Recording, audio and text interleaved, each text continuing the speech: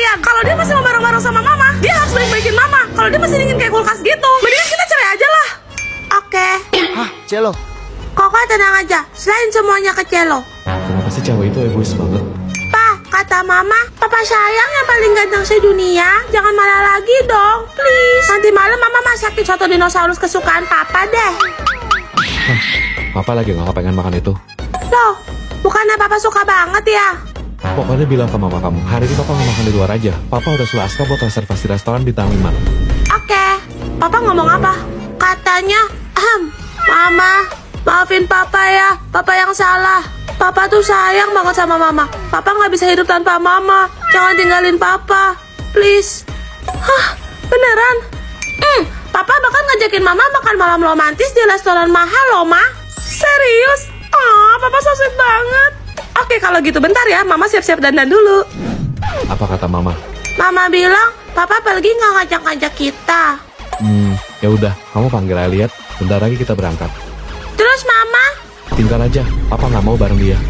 Pa, restoran bintang 5 kan mahal. Kalau papa bawa mama, kan biasanya mama yang bayar. Iya juga ya, kalau gitu kasih tau mama 5 menit lagi papa tunggu di bawah. Wah, amazing. Siapa dulu? Celo. Juliet, masa katanya ada pesawat yang hilang selama 37 tahun sih? Emang benar?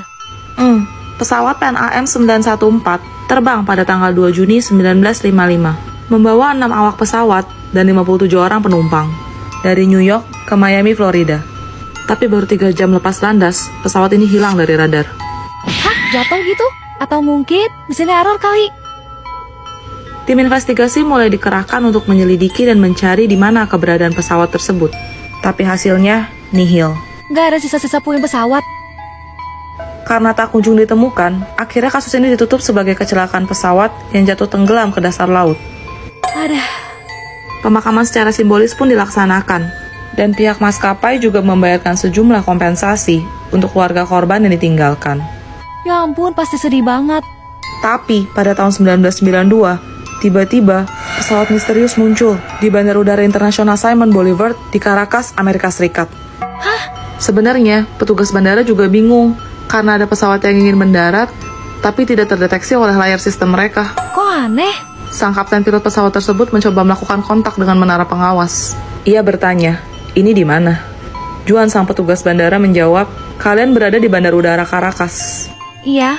Nggak lama, pilotnya bales, kami PNAM 914, membawa 6 awak dan 57 orang penumpang, dengan rute penerbangan New York menuju Miami, yang dijadwalkan tepat mendarat pada pukul 9.55 waktu setempat, tanggal 2 Juni 1955. Apa? Seketika, semua petugas bandara yang mendengar dari menara pengawas kaget karena sadar kalau itu adalah pesawat yang pernah hilang 37 tahun yang lalu. Waduh.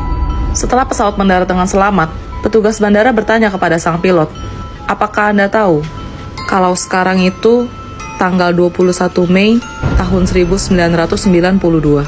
Terus? Sesaat setelah mendengar itu, pilot pun terdiam, lalu menyalakan kembali mesin pesawat dan langsung terbang lepas landas menuju udara. Ah elah, kemana lagi dah? Pesawat jet diluncurkan dari Caracas guna mengikuti jejak pesawat tersebut. Dan beberapa jam kemudian, pesawat itu mendarat sampai di Bandara Udara Miami. Serius? Ajaibnya, para penumpang turun satu persatu dari pesawat dengan penampilan, bentuk, dan rupa yang sama persis saat mereka hilang dulu. Hah? Mereka nggak menua gitu? 37 tahun loh. Jangan-jangan ini ada hubungannya sama portal waktu. Pelajarannya sudah selesai. Apa ada yang mau ditanya? Bu, tahu Hello Kitty gak? Tahu dong, kamu suka. Banget. Tapi kamu tahu nggak, ada kisah menyeramkan tentang asal-usul karakter lucu itu? Serius, Bu? Konon katanya, karakter Hello Kitty diciptakan pada tahun 1970 oleh seorang wanita yang memiliki anak perempuan berusia 14 tahun. Terus? Sang anak divonis menderita kanker mulut oleh dokter dan tidak dapat disembuhkan. Kasiannya. Segala upaya telah ibu itu lakukan agar putrinya sembuh, tapi tidak membuahkan hasil. Sampai akhirnya ia putus asa dan memutuskan untuk melakukan ritual perjanjian dengan iblis. Demi menyembuhkan putrinya, iblis meminta bayaran. Bayaran? Sang ibu harus menciptakan karakter yang menarik perhatian anak-anak di seluruh dunia. Iya, karakter Hello Kitty sengaja dibuat tidak memiliki mulut. Hal ini mengingatkan kita kepada putrinya yang menderita kanker mulut. Jadi itu alasannya. Selain itu, kata Kitty juga diartikan iblis dalam bahasa Cina. Sehingga Hello Kitty bisa diartikan sebagai Halo Iblis. Pelajaran kita sudah selesai. Oh ya, kalian mau study tour ya? Ya Bu, kita berangkat besok naik bis. Hei Tayo, dia bis kecil ramah. Kamu tahu nggak alasan kenapa bis Tayo bisa hidup dan bicara selayaknya anak kecil? Enggak. Ada sumber yang mengatakan bahwa Hana sang mekanik memiliki 4 orang anak yang bernama Tayo, Rogi, Gani, dan Lani, di mana mereka semua tewas dalam kecelakaan maut. Dalam episode The Best Mechanic, sosok Hana digambarkan sebagai perempuan yang sangat pintar. Ia merupakan lulusan terbaik yang handal dalam bidang otomotif. Heeh. Namun saat depresi, Hana memandang lekat mainan dis favorit anaknya, dan muncullah sebuah ide gila. Ia lalu memikirkan cara untuk menghidupkan kembali keluarganya. Emangnya bisa? Hana memindahkan kesadaran mereka dengan bantuan teknologi AI. Tak lupa juga, Hana mendownload ingatan mereka, yang diambil dari mayat suami dan keempat anaknya ke dalam masing-masing bis. Astaga.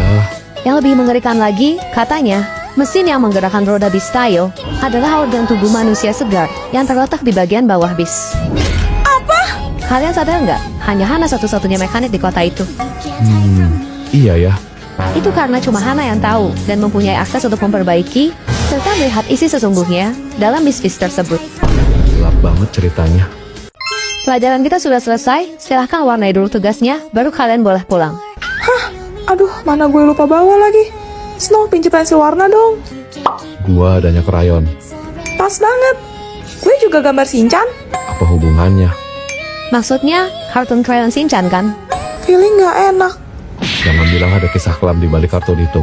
Shinchan terinspirasi dari seorang bocah berumur 5 tahun di Jepang yang bernama Shinosuke. Dia memiliki seorang adik perempuan bernama Himawari. Mereka lucu banget ya, Bu. Suatu hari mereka sedang asik bermain bola di taman. Tanpa sengaja bola tersebut terlempar jauh. Himawari dengan semangat mengejar bola itu hingga ke jalanan. Tapi tiba-tiba sebuah mobil datang melaju dengan kecepatan tinggi. Terus, Shinchan yang sadar segera berlari untuk menolong adiknya. Namun naas, keduanya malah tertabrak dan harus melenggang nyawa. Misaya, sang ibu, sangat terpukul dengan kepergian kedua anaknya. Lalu ia menemukan krayon milik Shinchan.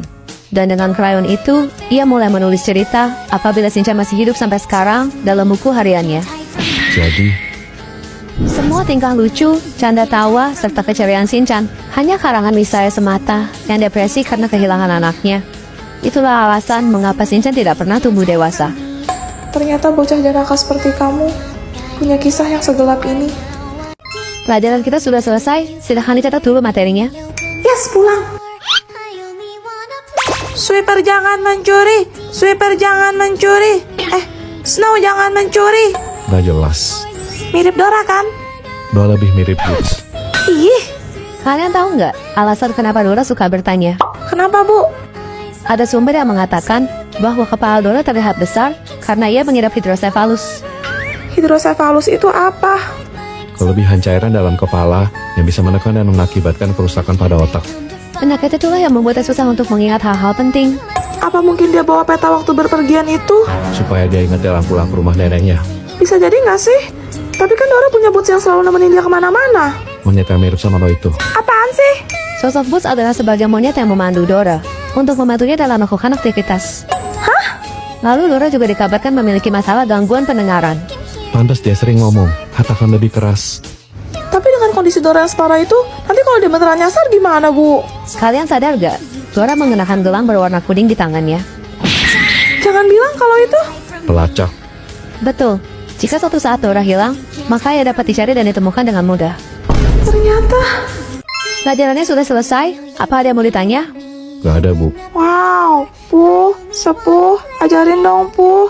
Tinky Winky, Dipsy, Lala, Pu, Sepuh. Itu Teletubbies kan? Hah, jangan bilang ada kisah kelam di balik serial Teletubbies. Ada teori yang menyebutkan bahwa mereka merupakan anak-anak yang tinggal di rumah sakit jiwa bernama La La Land. Serius, Bu.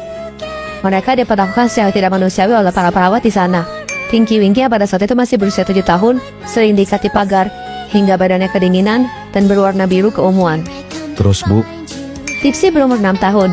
Ia menderita kejang parah dan sering muntah, tapi perawat di sana mengabaikannya, sampai wajahnya tergenang oleh muntahannya sendiri. jadi itu alasannya kenapa wajahnya terlihat agak kotor. Lalu warna hijau itu identik dengan Muntah. Betul, Lala dikabarkan lahir dengan kondisi cacat. Wajahnya bengkok seperti antenanya. Lalu secara kejam ia dikurung, dalam ruangan tertutup yang gelap tanpa cahaya matahari sedikit pun selama 5 tahun. Jadi warna kuning itu melambangkan... Matahari. Terakhir Po, bocah 3 tahun yang secara sengaja dilempar ke dalam tungku perapian panas oleh perawat yang tidak sabar menghadapinya. Jangan bilang warna merah menyala Po itu. Karena kulitnya terbakar api. Astaga, malang banget.